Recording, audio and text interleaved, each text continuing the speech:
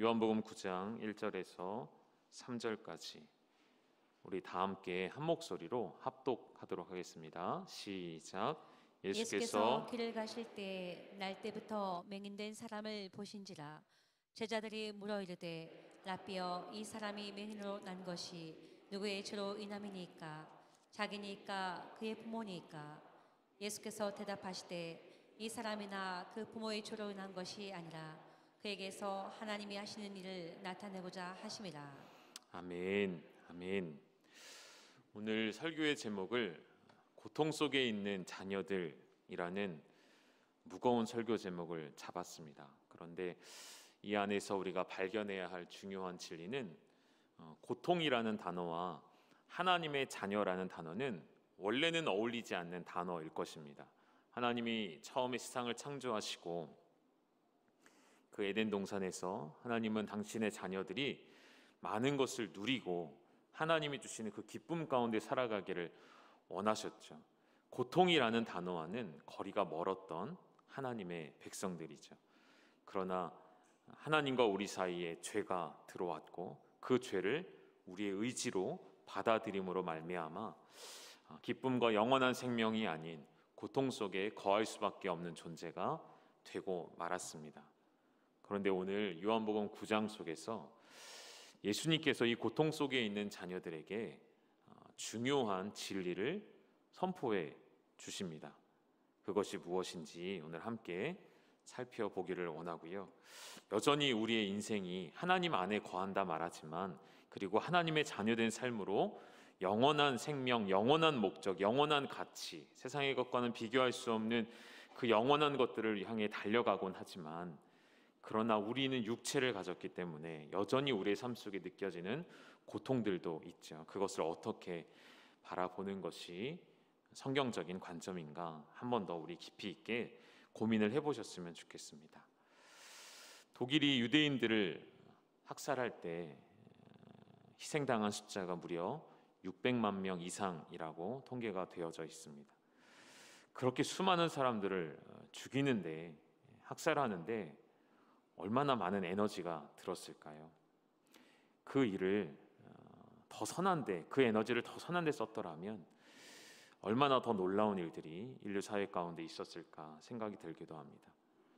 그 잔인한 수용소에서 가스로 인하여 수많은 방법들로 인하여 죽임을 당했던 그 일들을 볼 때 그들이 죽음을 당하는 것보다 더 잔인한 일들은 유대인들의 민족성, 유대인들이 갖고 있는 타 민족보다 더 그 마음속에 흔들리지 않는 민족에 대한 자긍심, 이런 것들을 꺾기 위해서 여러 가지 방법들을 시도하는데 그 중에 하나가 무엇이었냐면 수용소에 사람들을 빼곡하게 집어넣고 거기에 화장실은 딱 하나만 만들어 놓는 방법이었대요.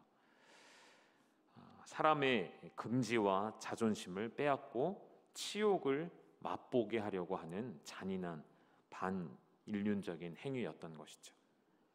그 수많은 사람들이 생리 현상을 해결하지 못해 쩔쩔맬 수밖에 없고 결국 자신의 모든 치부를 사람들 앞에 드러낼 수밖에 없게 만들면서 이 민족성을 꺾어내려고 했던 것입니다. 유대인들이 이렇게 큰 아픔을 당한 일들을 두고 혹자들은 그들이 행했던 일들에 대한 대가라고 말하는 해석들이 있습니다.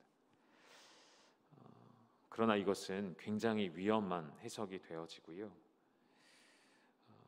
그들이 행한 잘못된 일로 인한 고통을 받는 대가라고 말한다면 이러한 해석은 언제든 우리에게 일어날 수 있는 고통의 모든 원인들을 무조건 우리의 행위에 두게 되어지는 그런 잘못된 해석을 하게 되는 것입니다. 오늘 본문 가운데에서 예수님께서 성전을 나가시다가 길가에 있는 한 맹인을 발견하게 되십니다. 요한복음을 기록한 요한은 이 사람을 향하여 날 때부터 맹인된 자라는 표현을 쓰고 있습니다. 그 말은 예수님께서 이 사람을 발견하기 전부터 이 사람에 대하여 알고 있었다는 것이죠. 성전을 드나들 때마다 마주쳤던 사람, 성전을 드나들 때마다 한 눈으로 흘깃 언제나 보아왔던 사람, 여기 앞을 보지 못하는 사람이 있구나. 들리는 소문에 의하면 이 사람은 태어날 때부터 앞을 보지 못한 사람이었구나 라는 것을 알고 있었다는 것이죠. 그러면서 아마도 제자들 안에도 한 가지 풀리지 않은 의문점이 있었을 것입니다. 그것은 무엇이냐면 그 당시 문화 가운데 자리 잡고 있는 육체의 연약함을 가지고 태어날 경우에 혹은 후천적으로든 장애를 갖게 되어질 때에 그 장애는 누구로부터 파생된 죄의 결과인가? 쉽게 말하면 이 맹인된 사람 특징이 무엇이죠? 태어날 때부터라는 특징이죠. 그렇다면 이 사람이 맹인된 것은 과연 누구 때문인가? 라는 질문이 이 사회 속에서는 당연히 마음속에 찾아오는 질문이었다는 것이죠. 두 가지 중에 하나겠죠. 부모의 잘못인가? 아니면 이 사람의 잘못인가? 2절 말씀에 보면 제자들이 이 질문을 예수님 앞에 답을 구하고자 묻습니다. 예수님이라면 아마도 이 누구도 쉽게 답을 내릴 수 없는 상황 가운데 명확한 답을 주실까 기대함이 있었던 것 같습니다. 우리 뭐라고 질문했는지 우리 한 번 더 읽어보실까요? 시작. 제자들이 물어 이르되 라삐여 이 사람이 맹인으로 난 것이 누구의 죄로 인함이니까 자기니까 그의 부모니까. 제자들의 생각 속에서도 제자들의 사고방식 속에서도 둘 중에 하나밖에 없다는 것이죠. 부모의 잘못 아니면 이 사람의 잘못. 과연 누구의 잘못일까요? 여러분은 누구의 잘못이라고 생각하십니까? 누구에게 원인이 있다고 생각을 하십니까? 육체의 장애를 가지고 태어나는 것은 그 당시에 죄 때문이라는 것 누구나 갖고 있었던 사고 방식이죠. 그러면 태어날 때부터 죄인이었던 이 사람은 부모의 죄 때문인가 아니면 본인의 죄 때문인가? 성경은 제자들이 그저 아무런 앞뒤 맥락 없이 이런 질문을 했다고 보지는 않고요. 우리에게 중요한 고민을 하게 하는 것 같습니다. 고난의 원인에 대하여서 성경은 죄에 대하여 하나님의 백성들이 당하는 대부분의 죄악의 원인으로서 고통의 원인으로서 죄를 언급하게 되어지는데 우리가 오랜 시간 동안 봤던 욥기도 그렇죠. 욥이 고난을 당했을 때 친구들이 와서 무엇이라고 말하죠? 처음에는 위로의 말들을 하죠. 힘을 내라 말하죠. 하나님을 바라보라 위로하지만 금세 그들의 중심이 나옵니다. 그것은 무엇이었죠? 너의 죄를 돌아보라. 아직 회개하지 않은 죄가 있나 살펴보라는 것이었죠. 고대 사회의 많은 글들과 자료들을 보면 실제로 자녀의 불행은 부모의 죄라고 판정을 내립니다. 부모가 죄를 지음으로 말미암아 자녀들에게 죄가 전가됨을 믿는 것이죠. 구약 성경에 하나님께서 수없이 많이 선포하신 적도 있었습니다. 죄를 지으면 그 죄가 후손들에게까지 하나님 앞에 선을 행하고 은혜를 입는 자들은 그 은혜가 3, 4대까지 이런 표현들이 성경에 계속 나오는 것이죠. 특별히 부모가 임신을 하였을 때 죄를 지으면 그 죄가 태아에게 흘러간다라고 생각을 했습니다. 특별히 창세기 25장에 에서와 야곱이 태중에서 싸운다라는 표현이 나오거든요. 그것을 보면서 학자들은 뱃속에 있는 태아도 죄를 지을 수 있다라고 해석을 하기도 한다는 것이죠. 아마 제자들도 이러한 가치 판단 속에서 이러한 그들만의 사고방식 속에서 벗어나지 못한 채 두 가지 부모의 잘못인가 이 사람의 잘못인가 거기서 벗어날 수가 없었던 것 같습니다.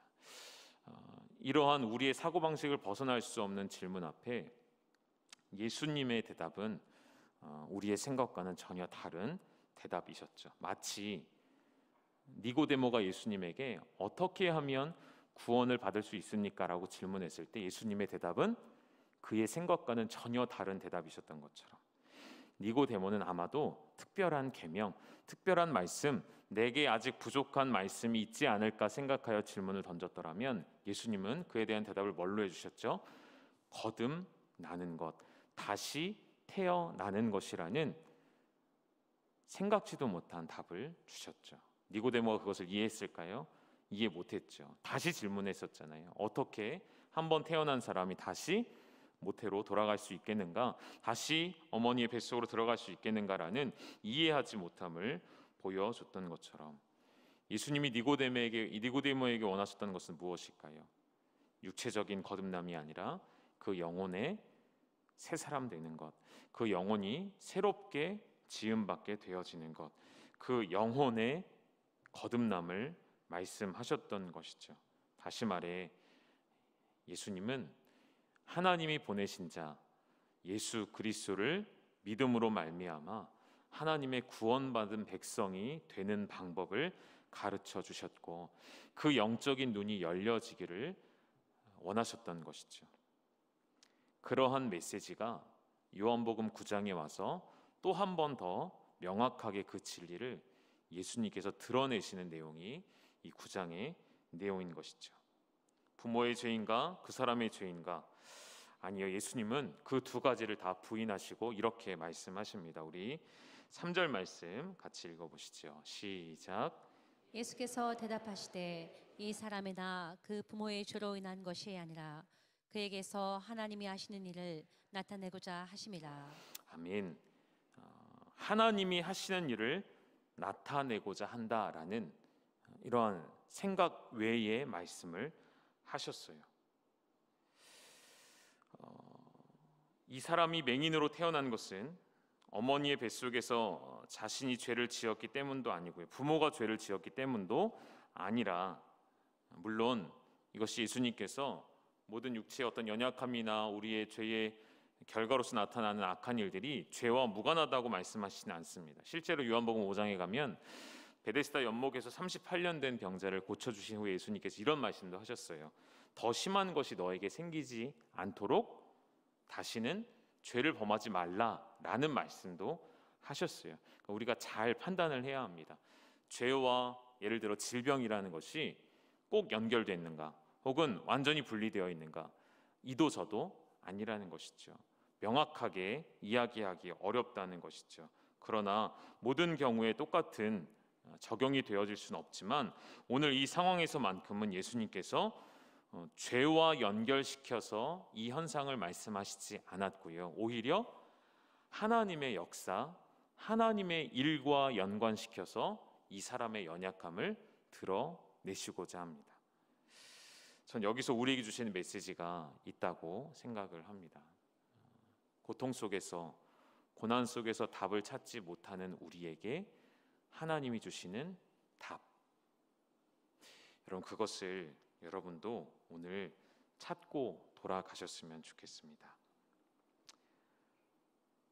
제자들은 원인이 무엇인지에 집중하고 있습니다. 그리고 9장 13절 이후에 보면 이 사람이 예수님이 눈을 뜨게 해주신 이후에 바리새인들에게 가거든요. 바리새인들이 말씀을 미리 한번 좀 띄워주시겠습니까? 15절 말씀을 좀 보면 15절이 아마 뒤에 나와 있을 거예요. 15절을 먼저 한번 띄워주시겠습니까? 15절에 보면 이 사람 바리새인들이 어떻게 보게 되었는지에 관심이 있음을 보게 되어집니다. 제자들도 바리새인들도 그들의 관심은 결국 원인이 무엇인지예요. 그리고 그 원인이 어떻게 해결되었는지가 궁금한 것이죠. 그러나 반대로 우리 예수님은 원인에 초점을 두지 않으십니다. 원인이 무엇인지를 따지지 않으십니다. 오히려 예수님은 그에게서 하나님이 하시는 일을 나타내고자 한다는 우리로서는 감히 상상할 수도 없는 이상한 말씀을 하고 계시다는 것이죠. 가끔 이제 제가 어떤 이야기를 듣거나 상담을 이렇게 요청받아 이야기를 듣다 보면 이제 본인의 어떤 아픔과 연약함을 이야기하실 때가 있으시고요. 때로는 이제 화가 나서 뭔가를 저에게 들어드리기를 원하고 풀어주시기를 원하셔서 하시는 이야기들도 종종 있습니다. 그런 경우에 이제 재밌는 상황들이 생기는데요. 이렇게 되는 거예요. 목사님, A가 잘못했습니까? B가 잘못했습니까? 이런 상황에 놓일 때가 있습니다. 김 집사님이 잘못했을까요? 이 집사님이 잘못했을까요? 그럼 저는 거기서 뭐라고 대답을 해야 될까요? 이 세상의 지혜를 초월한 지혜가 필요한 순간이더라고요. 그럴 때에 대부분 아마 저에게서 속 시원한 답을 얻지 못하고 돌아가시는 경우가 대부분이셨을 것입니다. 왜냐하면 첫 번째로는 저도 잘 모르겠거든요. 제가 판단하기 어렵거든요. 제가 보는 것이 또 정확하지도 않고요. 두 번째는 오늘 예수님이 행하신 것처럼 우리가 결론 내릴 수 있는 것은 누군가의 잘못인가를 따지는 것이 아니고요. 하나님께서 이 일을 통해 나에게 무엇을 원하시는가를 주목하셔야 한다는 것입니다. 하나님께서 내게 이 일을 허락하셨다면 하나님 내게서 이 부분을 다루고자 하신다는 것을 생각할 수 있으셔야 한다는 것이죠. 3절의 말씀에 그의 고통은 하나님의 일을 나타내는 일이라 말씀을 하고 계시다는 것이죠. 그렇다면 이렇게 오해할 수 있는 것이죠. 하나님, 이 사람의 인생을 망쳐놓으시고 하나님은 당신의 영광을 받으실 수 있으신가? 이 사람의 인생을 비참하게 만드시고 하나님은 그렇게 그의 인생을 망가뜨리시는 분으로 오해할 수도 있겠습니다. 그러나 성경 어디에도 하나님은 그런 분으로 묘사되지 않습니다. 성경에서 하나님은 당신의 뜻을 이루기 위해 이름 없는 사람들을 희생시켜도 되는 그런 분으로 묘사하지는 않는다는 것이죠. 그것은 우리의 인간적인 오해에서부터 생겨나는 발상인 것이죠. 고난을 당함에도 그 일이 하나님의 일을 나타낸다면 우리는 오히려 그 고난을 기쁨으로 받아들일 수 있어야 한다는 것입니다. 오늘 우리에게 필요한 것은 고난의 원인과 고난의 이유를 찾는 것이 아니라, 여러분, 실제로 고난의 이유를 발견한다면 무언가 달라질까요? 그렇지 않습니다. 고난의 이유를 발견하여도 고난은 여전히 지속될 수 있기 때문에 오히려 우리가 고난의 이유를 아는 데 집중하는 것이 아니라 우리는 계속해서 그 고난 속에서도 하나님의 선하심을 찾고 하나님의 선하심을 끝까지 신뢰하는 것이 중요하다는 것이죠. 문제는 그러니까 그것입니다. 나는 하나님을 어디까지 신뢰하고 있는가? 나는 하나님을 지금 얼만큼 신뢰할 수 있는가?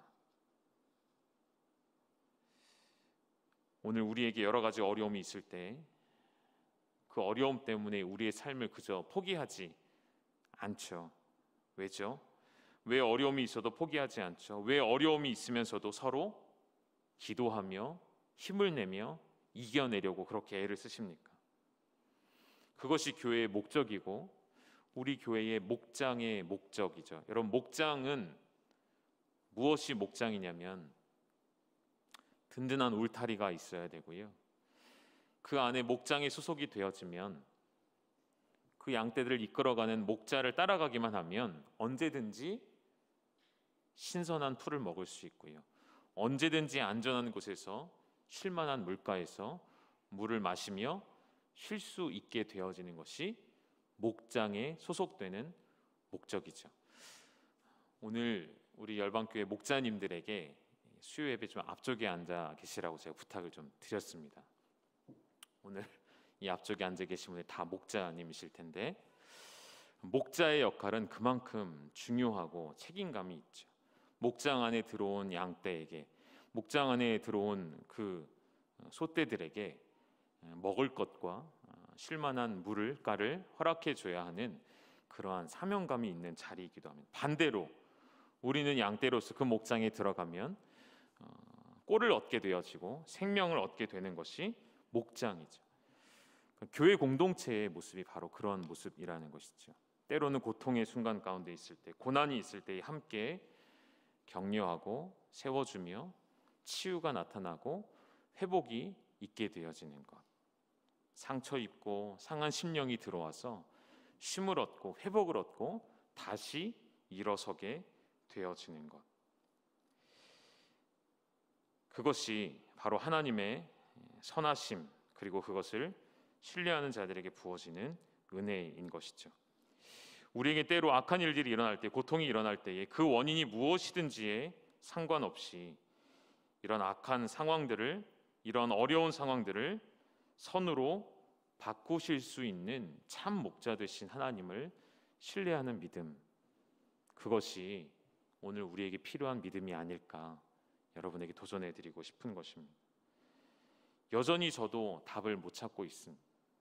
예를 들면 우리 얼로 목사님의 질병으로 인한 죽음과 우리 정정호 성교사님의 코로나로 인한 죽음, 최선을 다했다고 생각이 되어지는데, 그렇게 작정하며 기도했는데 왜 결과가 이렇게 되었을까? 하나님이 왜 막아주지 않으셨을까?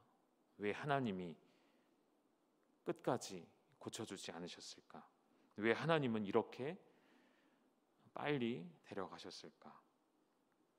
저도 아직도 답을 모르겠습니다. 그런데 분명한 것은 그 일들을 통해서도 하나님은 당신의 일을 드러내셨다는 것이죠.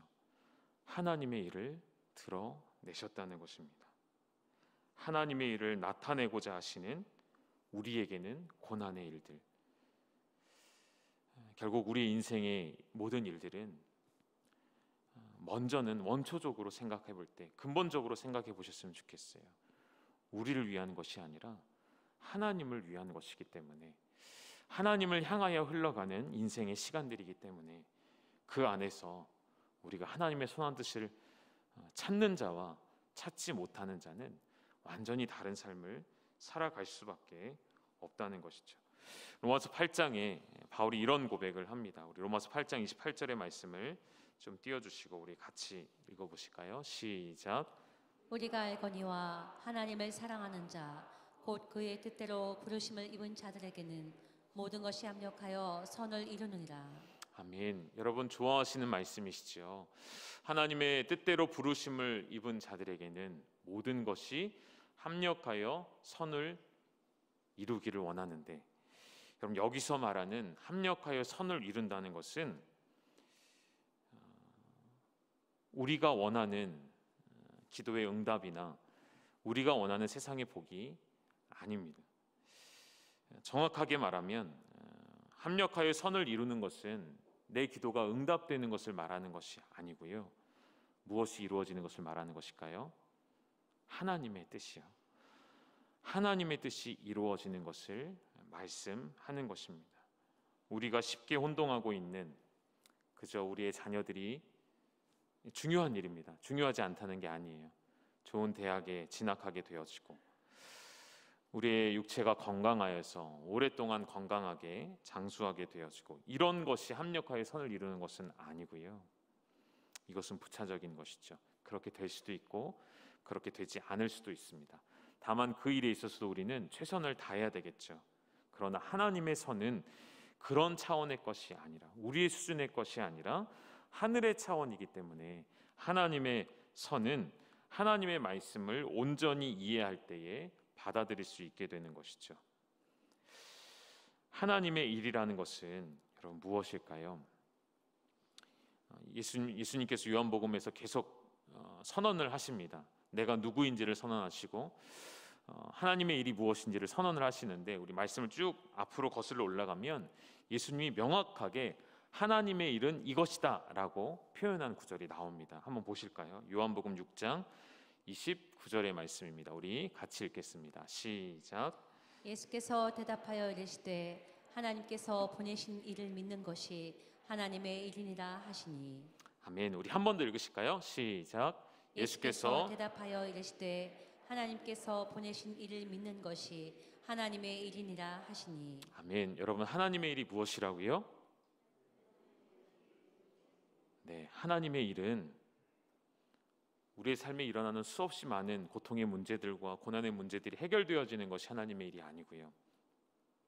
하나님의 일은 우리의 소원이 성취되는 것이 아니고요. 하나님의 일은 막 거창하고 위대한 일을 하는 것이 아니고요. 하나님의 일은 무엇이라고요?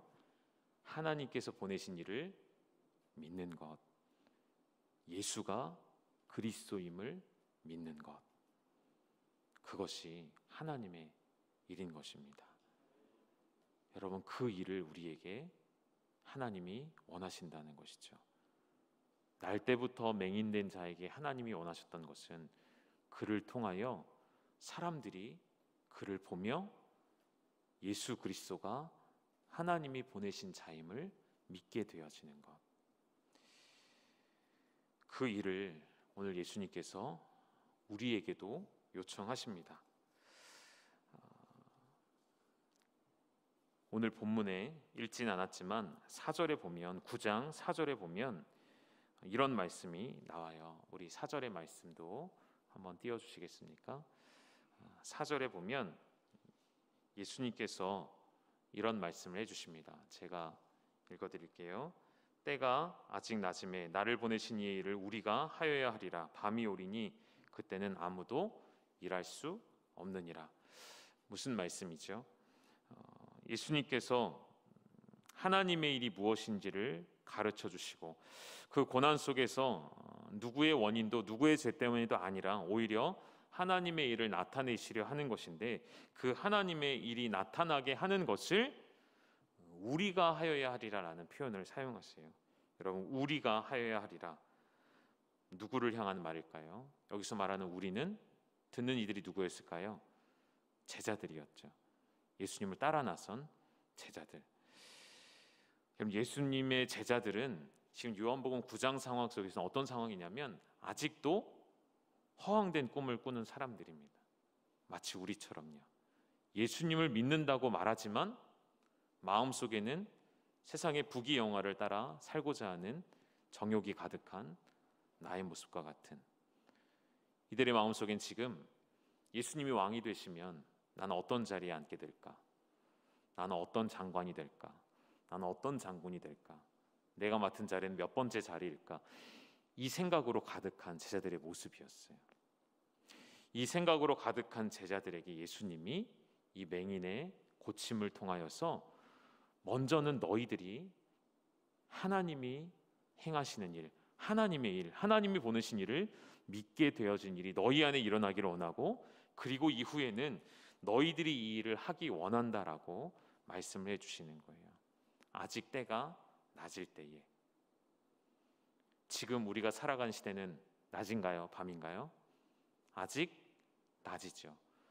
밤이 오기 전에, 마지막 날, 마지막 하나님의 심판의 때가 임하기 전에 우리가 하여야 하리라. 제자들이 했어야 하고 이제는 우리에게로 넘어오게 되어진 하나님의 일, 이 하나님의 일을 오늘 우리에게 감당하라고 하나님은 명령하고 계시다는 것입니다. 여러분, 우리가 그럼 어떻게 해야 하나님의 일을 할 수 있을까요? 우리가 그리스도인으로 부름받아서 여러분의 가정에서, 여러분의 일터에서, 또 교회 공동체 안에서 어떻게 해야 하나님의 일을 할 수가 있을까요? 이에 대한 답을 우리가 발견하지 못하면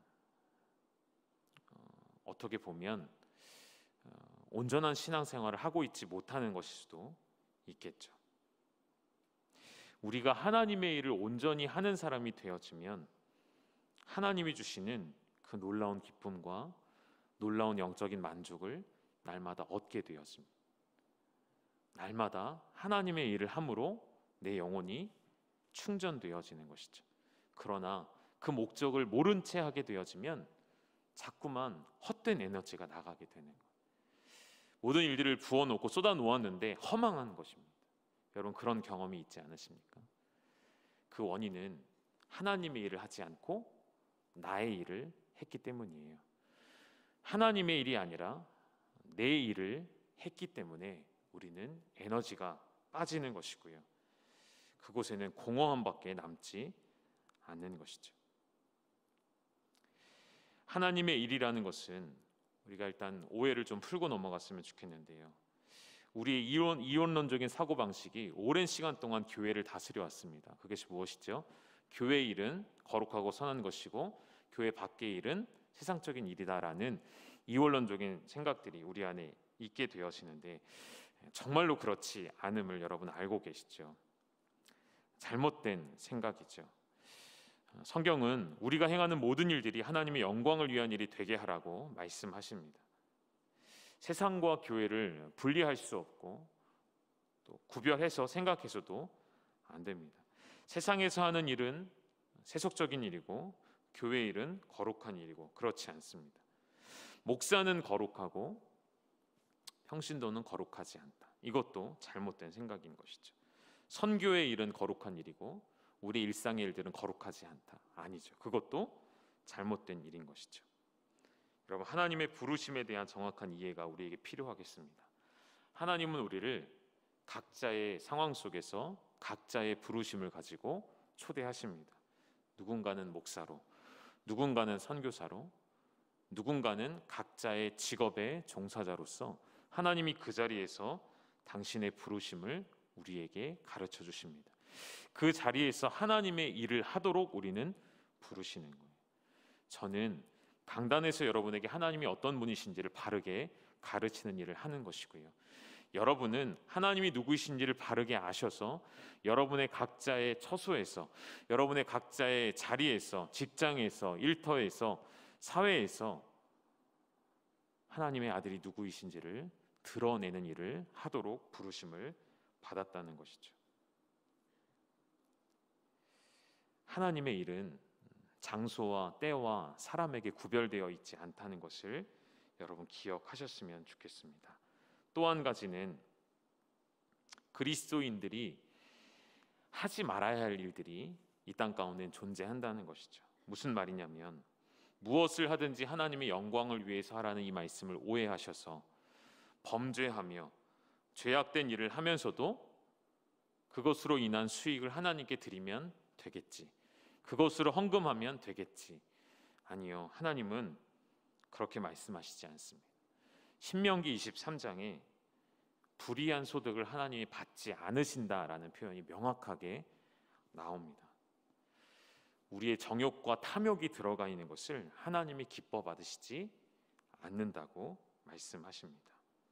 우리가 자주 언급하는 것이지만 우리 하나님은 물질이 없으신 분이 아니시죠. 우리가 드려야 그것으로 생활하시는 분이 아니시죠. 모든 것이 하나님의 것이기 때문에, 우리에게 있는 모든 것이 하나님의 것이기 때문에 우리는 불의한 소득이 아니라 하나님 앞에 의롭고 정직한 소득의 10의 1을 하나님께 드려야 하는 것입니다. 여러분, 그리스도인이라는 말은 그리스도가 내 인생의 중심이라는 말이 인정되는 사람들이란 뜻이 아닐까요? 그리스도인이라는 것은 예수 그리스도를 하나님이 보내신 자로 믿고 알고 따르는 자이고 나타내는 자라는 뜻이 아닐까요? 오늘 우리에게는 그리스도인이라는 단어가 어울리는지, 오늘 나에게는 그리스도인이라는 단어가 부끄럽지 않은 삶을 살아가고 있는지 우리 삶을 돌아보셨으면 좋겠습니다. 물질, 요즘에 재정학교를 교회에서 이제 계속 하고 있는데 물질이 중요합니다. 물질이 중요하기 때문에 재정학교도 하는 것이죠. 과거에도 했었고 이번에 재정학교는 조금 더 다른 관점으로, 더 건강한 관점으로 보기 위해서 하고 있는데 매 주마다 은혜가 넘치고 삶의 고백들과 나눔이 넘치는 시간들을 경험하고 있습니다. 여러분, 돈이 중요한가요? 중요하지 않은가요? 중요하죠. 중요합니다. 그런데 문제는 하나님께서 이 성경의 모든 이야기들과 말씀들을 통해서 하나님이 우리에게 약속하시는 것은 우리의 먹고 사는 문제는 하나님께서 뭐 해주시겠다고 하시죠? 책임져 주시겠다라고 약속을 하셨어요. 그런데 더 중요한 문제는 하나님께서는 우리의 먹고 사는 문제를 책임져 주시면서 동시에 우리의 먹고 마시는 문제를 해결하기 위해서 예수님을 이 땅에 보내신 것은 아니라는 것이죠. 예수님을 이 땅에 보내주신 이유와 목적이 중요한 것이죠. 우리의 일상생활보다 더 중요하고 큰 가치를 우리에게 주시겠다고 약속하시는 것, 그것이 바로 하나님께서 보내신 예수 그리스도라는 것이죠. 여러분, 적용을 한번 해보시겠습니까? 내가 자녀를 키우는 일이, 자녀를 양육하는 일이 하나님의 일이 되게 하려면 어떻게 해야 될까요? 우리의 일상생활들이 하나님의 일이 되게 하려면 어떻게 해야 될까요? 우리에게 자녀를 주신 분이 하나님이시라면 부모가 가져야 할 첫째 자녀를 향한 목적은 이 땅에서 잘 먹고 잘 사는 것이죠. 그죠? 여러분 인정하시죠? 우리 자녀가 이 땅에서 잘 되기를 바라시잖아요. 이 아이들이 성공하기를 원하고 높은 지위에 있으면 더 좋겠고. 그런데 그렇지 않다는 것이죠. 철저하게 우리 한 번 더 인정하자는 것입니다. 자녀를 양육하는 일이 하나님의 일이 되게 할 때 가장 중요한 목적은 우리의 자녀가 하나님의 백성이 되는 것이죠. 그리스도를 아는 것이죠. 말로만 말고요, 머리로만 말고요. 이 자녀들이 스스로의 믿음의 고백으로 나는 그리스도인입니다라고 고백하게 만드는 것, 그것이 부모의 첫 번째 목적이 되셔야 한다는 것입니다. 마태복음 24장에 예수님께서 노아의 방주 이야기를 하시면서 그들이 먹고 마시며 장가들고 시집 가고 당연히 해야 될 일들이잖아요. 그런데 그러다가 구원의 방주에 오르지 못했음을 말씀하십니다. 그들의 일상생활에 너무나도 깊이 빠져 있어서 그것밖에 보이지 않는 인생을 살다가 구원의 방주를 놓쳐버리게 되는 일을 말씀하시는 것이죠. 사랑하는 여러분, 오늘 우리가 이 땅에 하나님의 일을 하며 살아가는 것은 우리의 꿈을 쫓아가는 일이 아니고요, 나의 꿈을 이루는 것도 아니고요. 오늘 9장 5절 말씀에 내가 세상에 있는 동안에는 세상의 빛이라 말씀하셨습니다. 왜 빛을 갑자기 이야기하셨을까요? 맹인은 앞을 볼 수 없는 캄캄한 세상을 살아왔을 것입니다. 빛을 발견할 수 없는 캄캄한 인생을 살던 그에게 그가 눈을 뜨게 된 사건은 곧 빛을 보게 된 사건이죠. 맹인에게 있어서 예수님은 빛으로 오신 분이 되시는 것이죠. 오늘 우리가 하나님의 일을 하는 것은 이 어두운 세상에 눈을 감고 그러면서도 보는 것처럼 살아가고 있는 저들에게, 혹은 믿지 않은 우리의 자녀들에게, 우리의 가족들에게 빛 되신 예수 그리스도를 증거하며 나타내며 소개하는 일이라는 것이죠. 우리의 믿음은 그저 예수를 믿고 구원받고 거기서 우리의 사명이 끝나지 않죠. 우리를 구원받은 백성으로 불러주셨고 인치시고 그렇게 하신 이유가 어디에 있을까요? 그 다음 목적이 무엇일까요? 우리로 하여금 내가 세상에 있는 동안 세상의 빛이라 말씀하신 예수 그리스도를 증거하고 감당하고, 이제 예수님은 곧 가신다는 말씀이잖아요. 이제 예수님은 빛으로 계시다가 이제 곧 하나님 우편으로 돌아가신다는 말씀이시잖아요. 그러면 이제는 누가 세상의 빛의 역할을 감당해야 될까요? 누가 해야 될까요? 왜 저를 보십니까? 저를 따라해 보실까요? 바로 내가, 바로 여러분이, 바로 우리가 하여야 한다는 것이죠. 그래서 예수님은 우리가 하여야 하리라 말씀해 주신 거예요. 제자들에게 우리가라고 했어요. 베드로에게만 네가 해라 아니었고요, 요한에게만 너가 해야 할 일이다 안 하셨어요. 우리가 하여야 하리라. 무엇을 담고 있을까요? 교회라는 것이죠. 우리는 교회의 공동체이기 때문에 하나님은 교회가 이 일을 감당하기를 원하셨다는 것입니다. 사랑하는 여러분, 오늘 우리에게 하나님의 일을 나타내시려고 하나님은 그 일을, 예수님은 그 일을 우리 인간의 고통 속에서 하나님의 일을 찾아내십니다. 고난 속에서 당신의 영광을 끄집어 내셨어요. 우리에게 찾아오는 모든 고난과 고통의 문제들 안에는 동일하게 담겨져 있다는 거예요. 하나님의 목적과 하나님의 뜻, 예수 그리스도가 드러나는 일들이 우리 인생에는 담겨져 있다는 것입니다. 여러분, 그것을 발견하시고 그 일을 찾으시고 믿음으로 그 일을 함께 감당하시는 우리 열방교회가 될 수 있기를 간절히 소망합니다. 예수님께서 너희는 세상의 빛이라 라고 하셨던 산상설교의 말씀에서 그 다음에 뭐라고 말씀하시냐면 너희의 착한 행실로 빛을 세상 가운데 보여줘라 이렇게 말씀하시거든요. 그 착한 행실은 뭘까요? 구제하고 사회사업을 하고 그런 선한 일을 말하는 것일까요? 아니요. 그 착한 행실이 바로 예수가 그리스도임을 증거하는 것이죠. 예수가 그리스도 된 삶을 여러분의 삶으로 나타내는 것, 그것이 바로 착한 행실로 빛을 드러내는 것이죠. 점점 더 세상은 빛을 잃어가고 있습니다. 점점 더 세상은 빛을 필요로 합니다. 그리고 수많은 빛들이 꺼져가는 세상을 우리가 살아가고 있는 것 같습니다. 교회들이 문을 닫게 되어지고 교회들이 복음 증거하는 것을 멈추기 시작하고 교회들은 오히려 더 높은 탑을 쌓아가기 시작하고 자신들만의 성을 만들고 그 안에서 자신들만의 잔치를 벌이는 교회의 모습들은 결국 세상의 빛이 아니라 나의 빛, 우리 안에서의 빛이 되고 마는 것이죠. 그럼 우리 교회가 다시 한번 세상의 빛이 되기 위해 이 어두운 세상을 밝히는 그리스도의 작은 빛이 될 수 있기를 주님의 이름으로 축원합니다. 우리 교회 공동체가 그 일을 이룰 수 있기를 간절히 소망합니다.